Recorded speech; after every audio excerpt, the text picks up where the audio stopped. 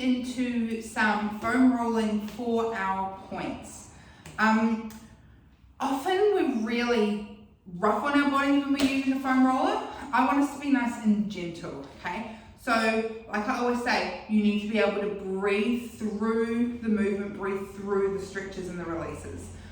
So we're targeting that fascial line, so we want to get it slidey glidey. We're not like sticking it down, yeah? We're not holding stretches. So what we're going to do is we're going to work on our lower limbs. You can certainly use this technique on the rest of your body as well, but if we're working on our points, I want you to mainly focus, or start to focus sort of on the shin area and the calf area, and then you can take that into other areas of the body as well. If you so have the time, energy, and will to do so. So, we're going to work in this technique works in like a little square, like a little cube. So, what we're going to do is we're going to take our foam roller,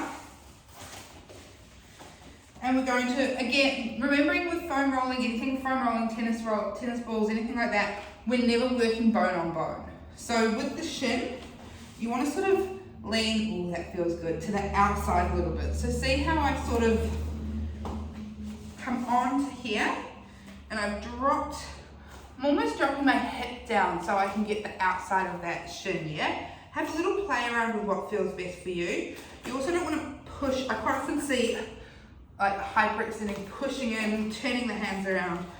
We want to have some strength through here, yeah? And then what we're going to do from here is we're going to just roll just very gently, and we're just inquiring at this point. I just want you to find somewhere where you feel a bit of tension, a bit of like something that needs release. So for me it's here. And then what we're going to do, we're going to make that cube. We're going to go, and it's nice and small, so I'm just going to move my hands out of the way. We're going to go up, going to move to the side, down and side, up, around. And I really want you to envision making a square around that part that causes tension. And then we're going to go the opposite way as well. So we're putting tension. If you found like this part here, right there, we're kind of pushing, and pushing those spots into the foam roller. Once you've done a few of those and you feel it loosening up a bit, then you can gently move it forward and back over there. Again, remembering we're not trying to squash it down. Now there's a difference between working through tension and just pushing on a painful spot. And that is something that you're hopefully going to get very well versed at as you start to do a foam roller. At first, when you are if this is the first time doing it, it may be sore. A softer foam roller might be nicer, or even starting, I say sometimes, with a pillow, anything like that. Now for the calf, we're going to do the same thing. So we start at the bottom, and you can kind of come a little bit more in the center, or you can if you're someone that gets tighter up the inside or the outside, you can have a play around there, but you're going to find that point of tension, and there might be more than one. That is why often in your programming for foam rolling, it's kind of as long as you need.